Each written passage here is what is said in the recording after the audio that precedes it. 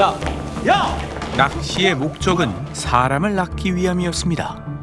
그 친구 북한에서 보낸 간첩이라는 거 알고 있었습니까? 간첩으로 위장한 안기부 요원은 미끼였을 뿐 아시다시피 지금 북핵 문제로 대한민국이 큰 위기에 처해 있습니다. 나 그런 거 전혀 모른다.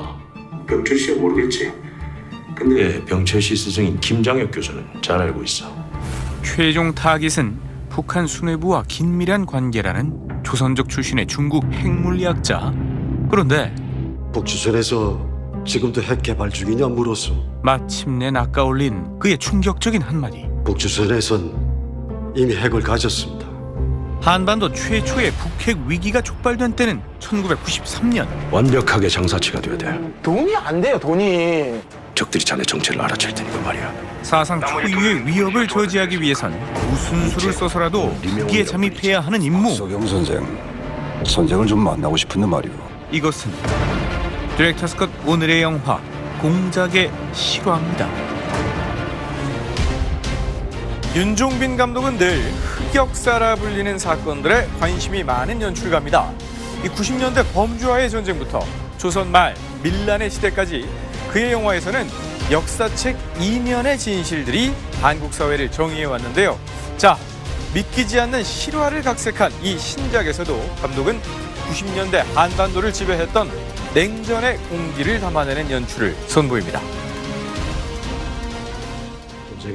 군 장교 출신 요원 박석영이 안기부 안전가옥으로 호출된 1993년의 어느 날, 저들은 에너지용이라고 주장하지만 프로토늄 처리 기술이 있다면 핵무기로 전환시키는 건 시간 문제야.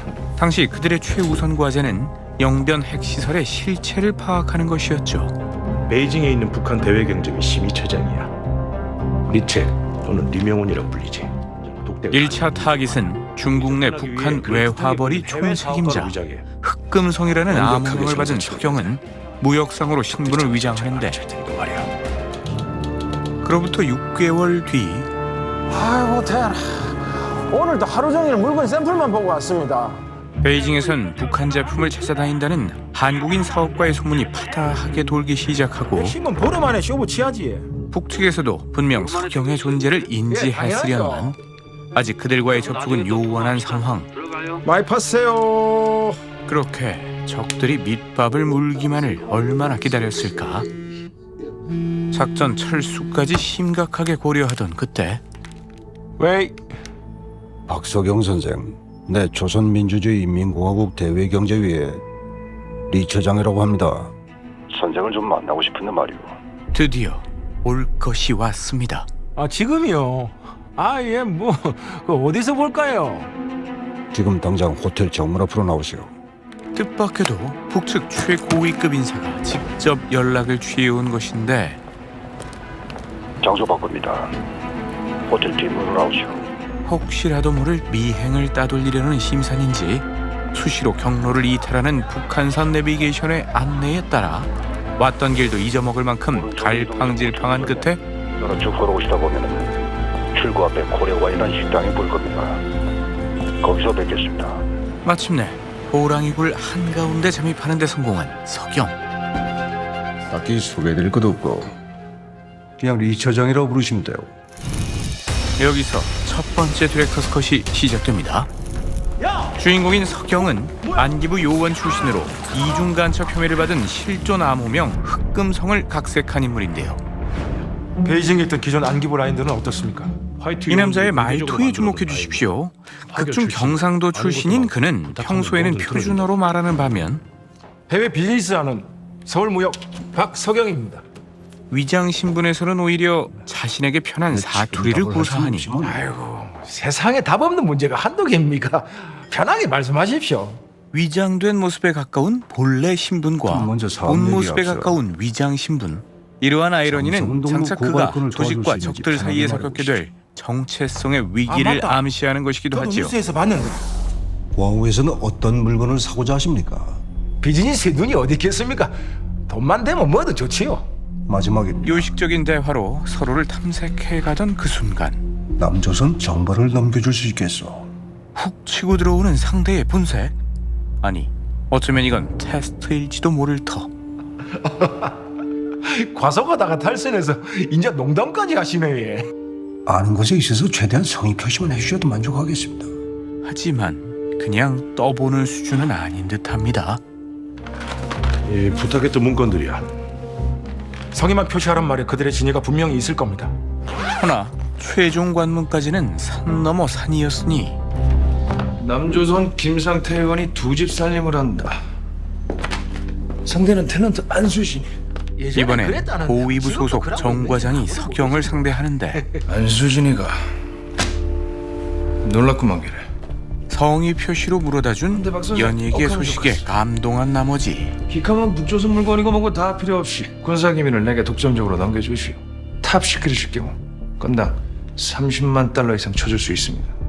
본격적으로 간첩 노릇을 하라는 노골적인 요구. 이젠 세게 나가야 할 타이밍입니다. 장난하나? 사람 불러다 놓고 뭐 하는 짓입니까 지금?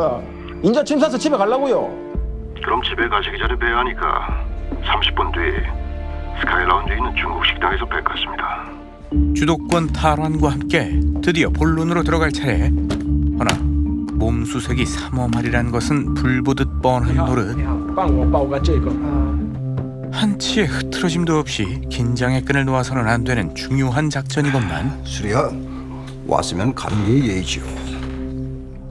와, 이런 얘기까지 해야 돼.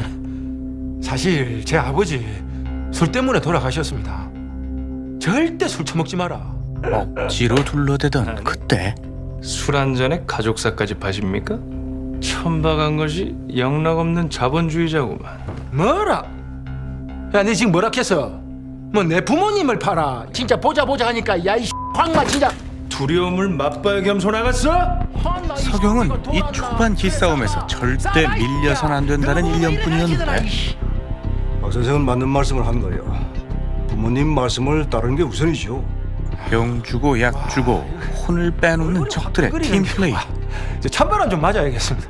허나 이 또한 계산된 분란이었으니 의심받지 않고 자리를 뜰 여지가 필요했던 것. 두 번의 몸수색은 없으리라 확신한 채 다시 자리로 돌아가려던 순간 여전히 촉각을 곤두세우고 있는 감시의 눈초리들. 징계 원났다 이 동시. 여기서 두 번째 디렉터스 컷이 시작됩니다. 이 작품의 주요 사건은 1993년부터 97년 대선까지 5년여 동안 벌어진 일입니다. 선생, 찬바람을 오래 맞으셨습니다.